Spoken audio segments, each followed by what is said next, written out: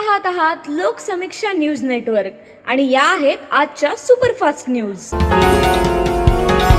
या बातमीपत्राचे प्रायोजक आहेत नंदिनी कलेक्शन, फक्त महिलांचे परिपूर्ण दालन, माऊली निवास, कल्याण मंडपमच्या बाजूस, यशोधन नगर, परभणी। नमस्कार, मी प्रभू दिपके लोकसमीक्षा न्यूज नेटवर्क मध्ये आपलं स्वागत करतो। आपण पाहत आहात परभणीचं एकमेव बातमीपत्र Loksamiksha superfast. Red Apple exclusive MIDC परिसर परभणी। परभणीच्या वसंतराव नाईक मराठवाडा कृषी विद्यापीठाच्या 2017 ते आजपर्यंतच्या प्रलंबित लेखा आक्षेपांवर कोणतीही कारवाई झालेली नाही।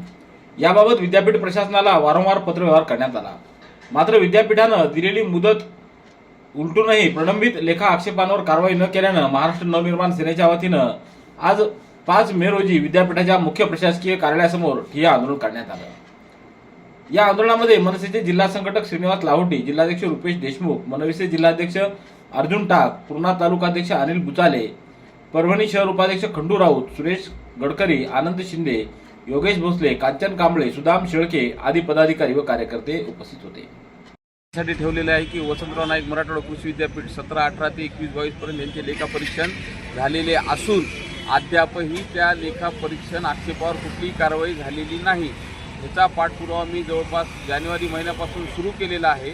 तर ही गोष्ट आतापर्यंत म्हणजे मग ह्यांनी मी म्हणलं की ह्यांच्यावर कारवाई का झाली नाही नियमाप्रमाणे, तर त्यांनी म्हणले की आम्ही ह्यांचे देयकं बंद करू। मग अचानक यांनी देयकं बंद केले, लगेच ते देयकं सुरू केले आणि कुलगुरू साहेबांनी मला विनंती केली की येत्या 2 महिन्याचा वेळ द्या, आम्ही हे सगळे लेखाक्षेप ह्यांचे क्लिअर करू, जे की अतिशय गंभीर आहेत।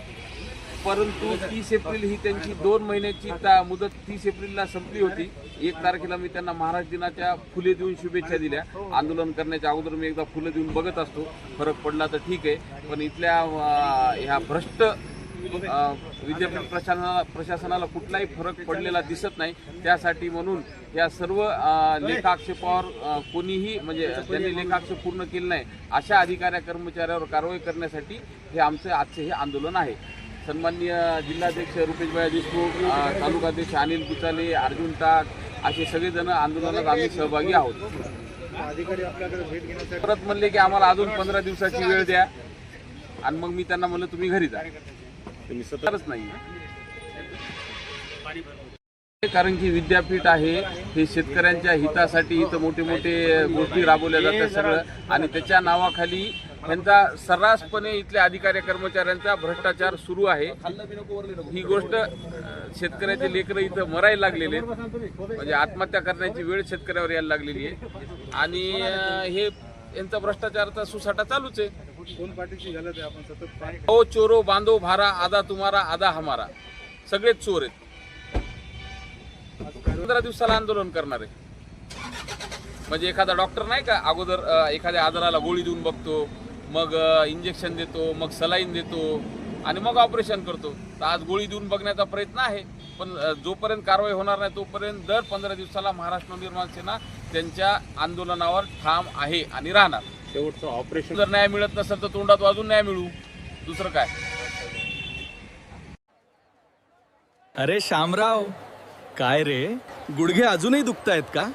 होय गणपतराव, आता वय झालंय, गुडघे दुखी वाढतेय। काळजी करू नकोस, आपल्या परभणीत वसमत रोडवर डॉक्टर कामटे यांचे बालाजी आयुर्वेदिक केंद्र आहे। मी सुद्धा तिथेच उपचार घेतले आणि माझे गुडघे कायमस्वरूपी बरे झाले। आजच भेट द्या आणि गुडघेदुखीपासून कायमचा आराम मिळवा। शरीरातील इतरही वेदना आता होतील पूर्णपणे दूर।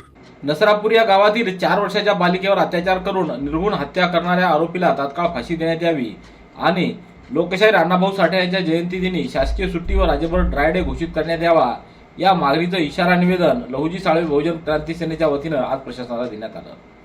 यावेळी विजय शेळके, काशीनाथ गायकवाड, दिलीप सावळे, सावित्रा शिखरे, सत्यभामा चव्हाण, भारत पारडे, अमर ओहळ, सुमेध भराडे, नामदेव दात्रे, दिगंबर आगलावे, प्रभा हटकर, सुशील साळवे, ऋतिक अवचार, अशोक सिरसाट, गणेश गायकवाड, पवन शेळके, कृष्णा बोराडे, जनार्दन गुले, शुभम पाटोळे, छगन गायकवाड आदींची उपस्थिती होती।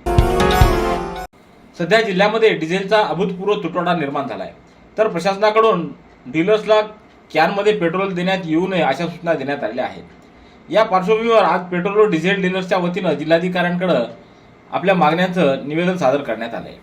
पेट्रोल व डिझेल डीलर्स असोसिएशनच्या वतीनं अध्यक्ष अमोल भेडसुरकर व सचिव मिलिंद सावंत यांच्या नेतृत्वाखाली जिल्हाधिकाऱ्यांची भेट घेऊन त्यांना डीलर्सच्या अडचणी सांगण्यात आल्या आहेत.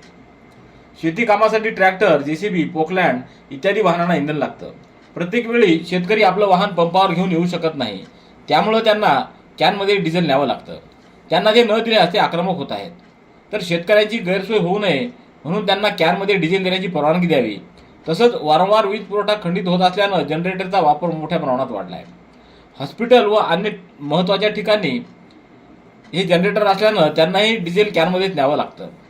एकंदरीत पंपावर गर्दी निर्माण झाल्यास त्यांना पोलीस संरक्षण द्यावं आणि जिल्ह्याला होत असलेल्या अपुरा पुरवठ्याबाबत जिल्हाधिकाऱ्यांनी ऑइल कंपनीच्या अधिकाऱ्यांची तातडीची बैठक घेऊन हे प्रश्न सोडवावेत अशी मागणी करण्यात आलेली आहे. महाराष्ट्र राज्य बांबू बोर्डाचे कौन्सिल सदस्य तथा राज्य कृषी मूल्य आयोगाचे अध्यक्ष पाशा पटेल यांच्या वाढदिवसानिमित्त परभणी येथील सावली बेघर निवारा इथं सामाजिक उपक्रम राबवण्यात आला. या उपक्रमांतर्गत गरजू व निराधार नागरिकांना फळं व बिस्किटांचं वाटप करून वाढदिवस साजरा करण्यात आला आहे. हा उपक्रम जाफर तारोडेकर यांच्या वतीनं आयोजित करण्यात आला. यावेळी सुकैशनी चौधरी, युवराज गव्हाणे, शेख चांद, रियाज कुरेशी, संजय घनसावंत आदींची उपस्थिती होती.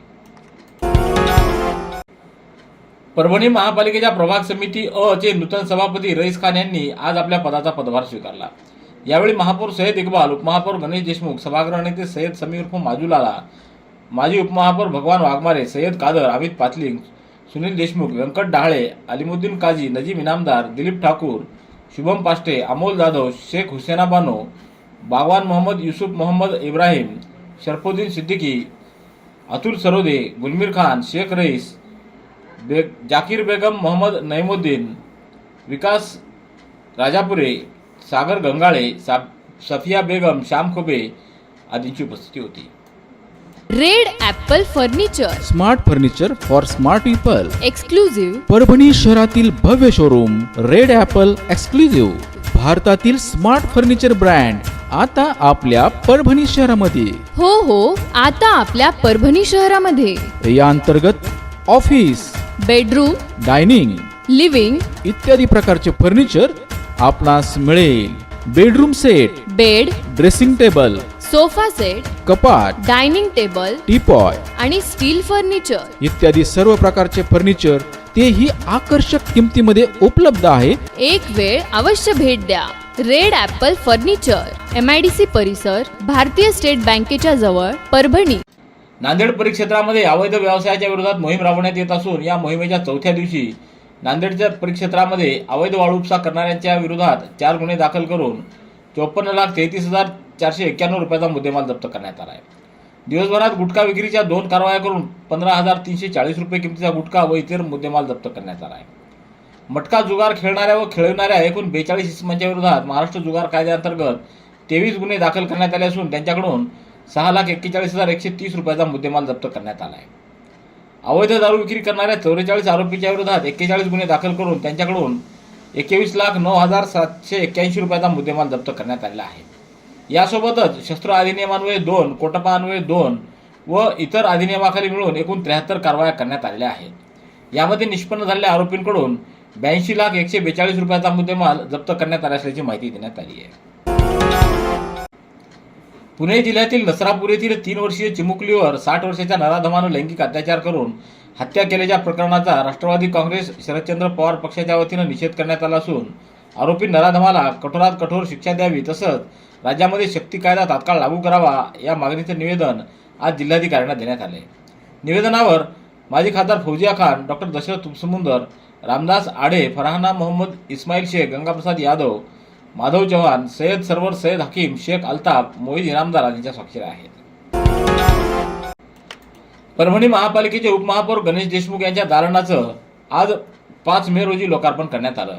यावेळी महापौर सय्यद इक्बाल, आयुक्त नितीन नार्वेकर, उपमहापौर गणेश देशमुख, सभागृह नेते सय्यद समीर माजूलाला, माजी उपमहापौर भगवान वाघमारे, सय्यद कादर, अमित पातलिंग, सुनील देशमुख, व्यंकट डहाळे, अलिमुद्दीन काजी, नजीम इनामदार, दिलीप ठाकूर, शुभम पाष्टे, अमोल जाधव, शेख हुसेना बानो, बागवान मोहम्मद युसुफ मोहम्मद आदींची उपस्थिती होती.